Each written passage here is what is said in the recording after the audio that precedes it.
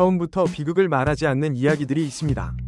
대신 웃음과 호기심으로 문을 열고 관객이 안심하는 그 순간부터 천천히 심장을 향해 걸어 들어옵니다. 영화 복수, 가제, 별표가 바로 그런 작품입니다. 화면을 가득 채우는 판타지적 설정과 유머, 그리고 가볍게 튀는 리듬은 이 이야기가 위험한 질문을 품고 있다는 사실을 잠시 잊게 만듭니다.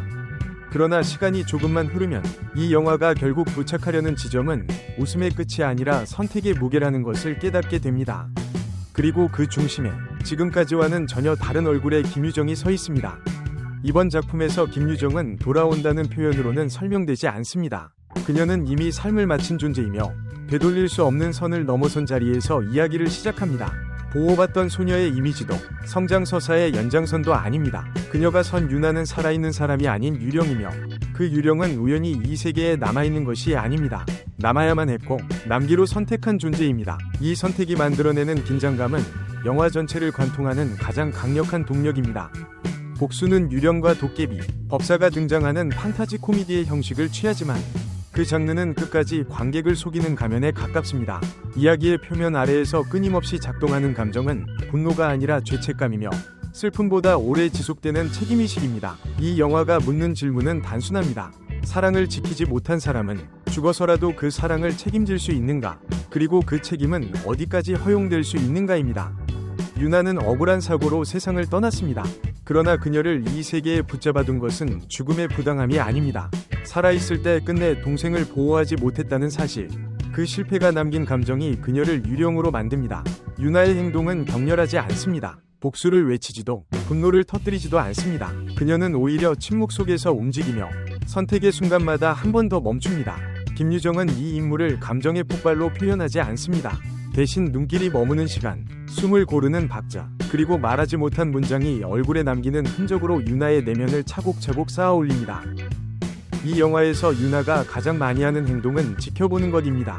동생을 멀리서 바라보고 위험을 감지하고, 그러나 쉽게 손을 뻗지 않습니다. 그 망설임은 두려움이 아니라 책임에서 비롯됩니다.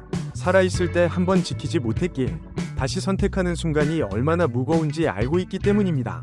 관객은 이 반복되는 망설임 속에서 깨닫게 됩니다. 유나의 복수는 누군가를 처벌하기 위한 행위가 아니라 스스로에게 남겨진 마지막 의무에 가깝다는 사실을 말입니다. 유나의 곁에 나타나는 도깨비는 이 이야기의 결을 또 한 번 뒤틀어 놓습니다. 박지환이 연기하는 이 존재는 400년 동안 인간의 몸에 갇혀 살아온 요괴로 인간이 되는 꿈 하나만을 붙들고 시간을 견뎌왔습니다. 그러나 그는 선택할 수 없는 존재였습니다. 시간이 흘러가기만을 기다리는 삶, 스스로 결정을 내릴 수 없는 상태. 유나가 그의 봉인을 풀어주는 순간, 도깨비는 처음으로 선택된 존재가 됩니다. 그 선택은 자유를 의미하지만 동시에 유나와 운명을 공유하게 되는 순간이기도 합니다. 이 유령과 도깨비의 동행은 영화의 분위기를 미묘하게 변화시킵니다. 두 존재의 대화는 때때로 웃음을 유발하지만 그 웃음은 늘 씁쓸함을 동반합니다. 인간이 되고 싶어하는 존재와 이미 인간의 삶을 잃어버린 존재가 나누는 대화는 결국 인간다움에 대한 질문으로 이어집니다. 살아있다는 감각은 무엇으로 증명되는가? 선택할 수 있다는 사실이 인간을 인간답게 만드는가? 도깨비의 질문은 유나에게 던지는 질문이자 관객에게 되돌아옵니다. 유나는 이 질문에 즉답하지 못합니다. 그녀는 아직 인간으로서의 삶을 완전히 떠나보내지 못했기 때문입니다. 동생을 향한 애정, 남겨진 책임, 그리고 끝내 놓지 못한 미련은 그녀를 유령이면서도 인간처럼 보이게 만듭니다. 이 모순된 상태가 영화의 감정을 더욱 복잡하게 만듭니다. 이 균형을 깨는 인물이 조여정이 연기하는 법사 주보입니다. 주보는 산자와 죽은 자의 경계를 관리하는 존재로 유나의 존재를 위험으로 인식합니다. 그러나 그녀는 냉혹한 악력이 아닙니다. 오히려 규칙을 누구보다 잘 알고 있으며 그 규칙이 무너질 때 어떤 혼란이 발생하는지를 정확히 이해하는 인물입니다. 주보가 유나를 추적하는 이유는 증오가 아니라 책임입니다. 주보의 행동 하나하나에는 계산이 담겨 있습니다. 그녀는 유나의 사정을 이해하지만 이해한다고 해서 허용할 수 없다는 사실 또한 알고 있습니다. 누군가의 사랑을 인정하는 순간 세계의 질서가 무너질 수 있다는 것. 주보는 그 붕괴를 막아야 하는 위치에 서 있습니다.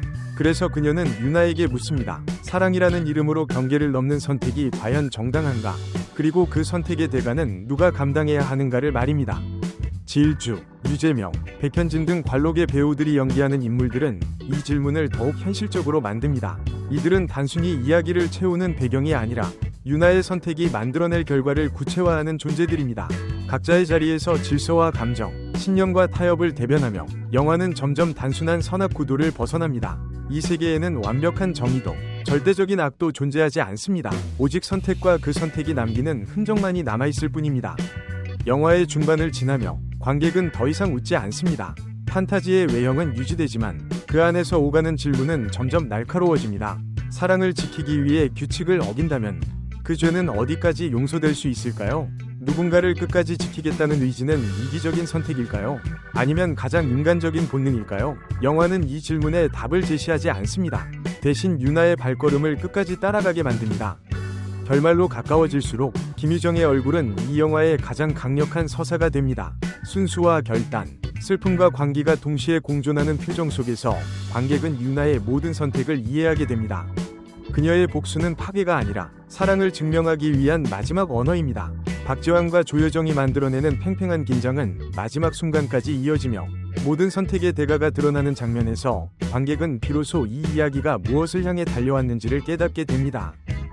복수는 유령의 이야기로 끝나지 않습니다. 이 영화가 겨누는 대상은 죽음이 아니라 살아있는 사람들이 남긴 선택들입니다. 지키지 못한 순간, 미뤄두었던 말, 너무 늦게 깨달은 사랑, 유나의 여정은 그 모든 것을 다시 묻습니다.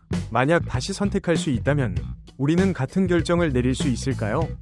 스크린이 어두워진 뒤에도 질문은 남습니다. 이 영화는 한 번 보고 잊히는 판타지가 아닙니다. 감정의 잔상이 오래 남아 관객의 일상 속에서 조용히 되살아나는 이야기입니다. 그리고 그 중심에는 지금까지 우리가 보지 못했던 김유정의 가장 깊고 낯선 얼굴이 남아 있습니다. 이 이야기의 끝까지 함께 해주신 여러분께 진심으로 감사드립니다. 여러분의 시청과 응원은 이렇게 배우들의 새로운 도전과 작품의 진짜 가치를 전할 수 있는 가장 큰 힘입니다. 영상이 마음에 남았다면 좋아요와 구독, 알림 설정까지 함께 해주세요. 앞으로도 더 깊고 더 진솔한 이야기로 다시 찾아뵙겠습니다. 다음 영상에서 다시 만나요.